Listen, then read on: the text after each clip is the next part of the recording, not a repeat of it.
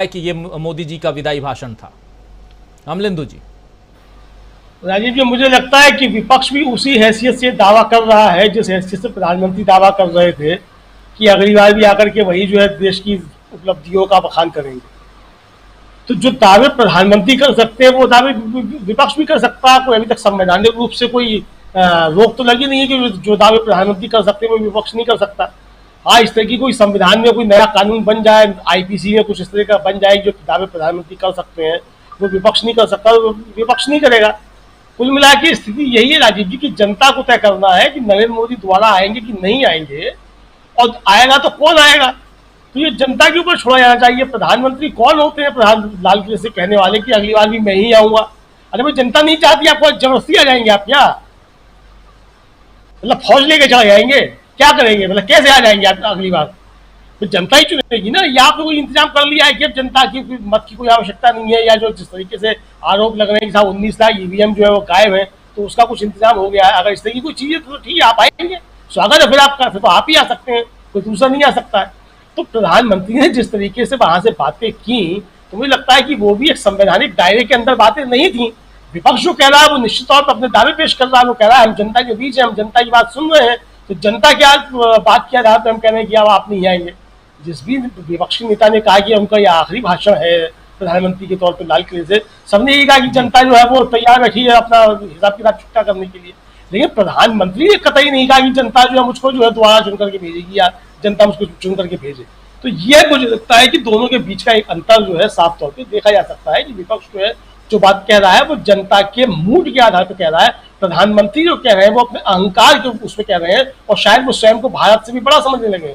मतलब जनता से तो बड़ा समझते ही हैं, कुल मिला के भारत से भी जो है स्वयं को बड़ा समझने लगे। क्योंकि आज प्रधानमंत्री ने जिस तरीके की बातें की उसमें कहीं भी जो था वो भारत का गुणगान नहीं बल्कि प्रधानमंत्री का स्वयं का गुणगान था सब तरीके से जो भी।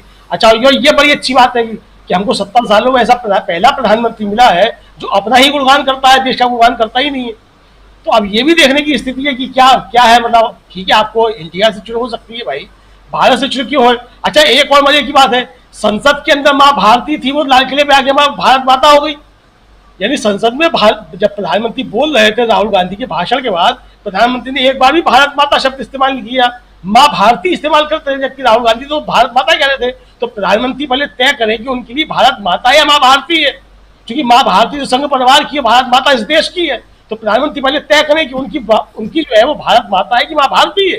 प्रधानमंत्री को स्पष्ट करना चाहिए। मुझे लगता है कि बहुत सी चीजें कंटेबल थी प्रधानमंत्री के भाषण में, और जैसा मैंने सुबह भी कहा था कि प्रधानमंत्री बहुत ज्यादा तनाव में थे, बहुत ज्यादा कहा जाए कि एक तरीके से अपसेट थे। तो वो उनका तनाव और जो अपसेट थे वो जिस तरीके से वो उनके भाषण में साफ तौर से परिलक्षित हो रहा था। उनके भाषण में वो तमाम बातें रखने के बाद भी वो तेजी और वो उत्साह दिखाई नहीं पड़ रहा था जो उनके अभी तक के भाषणों में दिखाई पड़ता रहा है कुल मिलाकर के। तो अब ये प्रधानमंत्री ने अपनी भाषा बदल ली है, अपनी भाषा शैली बदल ली है।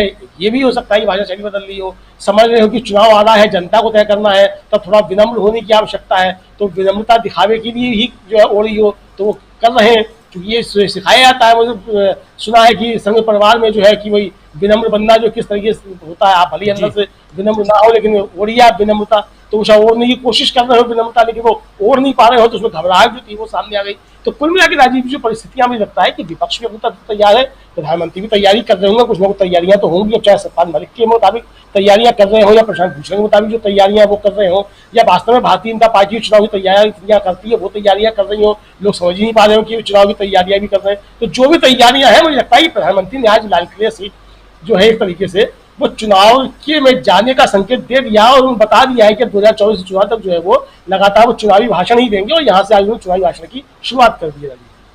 जी जी, डॉक्टर दीपक पासपोर्ट जी, दीपक जी कैसे माना जाए? राजीव जी, विदाई तो जनता तय करेगी। प्रधानमंत्री मोदी कौन होते हैं या खड़गे जी कौन होते हैं विदाई तय करने वाले, कोई किसी की विदाई तय करने वाला नहीं होता, जनता विदाई तय करेगी। और जनता ने अगर तय कर लिया है कि विदाई करनी है प्रधानमंत्री की, तो विदाई हो चुकी होगी। लेकिन मुझे लगता है ऐसा राजीव जी कि शायद प्रधानमंत्री को यह आभास हो चुका है कि जनता ने जो है उनकी विदाई तय कर दी है।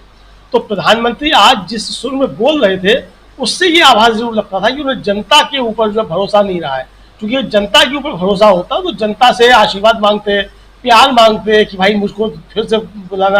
और दूसरा ये कि लाल किले का भाषण जो है ये किसी प्रधानमंत्री को फिर से वोट देने की अपील करने का स्थान नहीं था। प्रधानमंत्री वहां से जिस तरीके के दावे कर रहे थे, ये प्रधानमंत्री जो है वो, एक तो पहले हमारे यहाँ अध्यक्षीय प्रणाली नहीं है, हमारे यहाँ प्रधानमंत्री नहीं चुना जाता, सांसद चुने जाते हैं। पहले तो ये है कि अब सोशल मीडिया पे तमाम चर्चा चल रहा है कि लोग कह रहे थे कि अब प्रियंका गांधी वाराणसी से लड़ेंगी तो प्रधानमंत्री मोदी वहां से जीत भी पाएंगे कि नहीं जीत पाएंगे। संजय राउत का शायद कुछ बयान था, उस पर कल कई जो सर्वे होने लग गए कि अगर प्रियंका गांधी लड़ जाती है तो क्या होगा प्रधानमंत्री का वाराणसी से।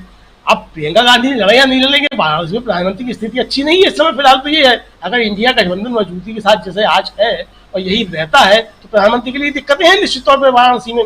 तो प्रधानमंत्री कहीं और तो रास्ता नहीं तलाश रहे हैं। अब ये वो अलग की चीजें हैं, लेकिन कुल मिलाकर के जो स्थिति है राजीव जी, मुझे लगता है कि प्रधानमंत्री शायद ये को आभास हो चुका है कि जनता ने जो है उनकी विदाई जो है वो शायद तय कर दी है। जो कि जनता अब सवाल करने लगी है, आपकी जो बातें हैं जो आप लगातार करते रहे हैं, जिनको हमारे माननीय अमित शाह जी ने जुमले बताया था, वो उन जुमलों को जनता समझ चुकी है। और जनता समझ चुकी है कि जब इनका भाई सबसे खास व्यक्ति जो है वो कह रहा है कि प्रधानमंत्री जुमले फेंकते हैं, तो जनता क्यों मुंह बनी रहेगी।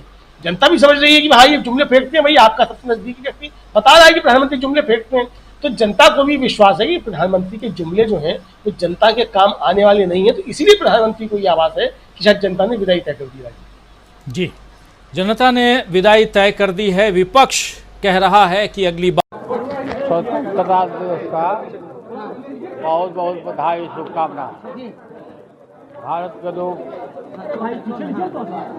खुश रहे, प्रसन्न रहे। देश आज़ाद हुआ बड़ा कुर्बानी के बाद। आज़ादी के लिए हमेशा समर्पित रहना चाहिए देश के लिए।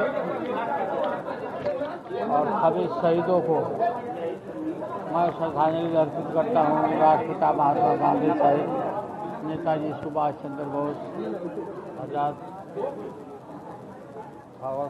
आज़ाद सब लोगों, जननायक कर्पूरी ठाकुर, बाबा साहब अम्बेडकर, सभी लोगों को श्रद्धांजलि। भारतवासी को बहुत बहुत शुभकामनाएं। सर, मोदी जी अगला बार अब हरा पाएंगे? नहीं हरा पाए। तो क्या आज उनका क्या मनाएगा? हाँ, मोदी जी के आज जो झंडा अंतिम है उनका। आगे क्या होने वाला है? आगे हम लोग आए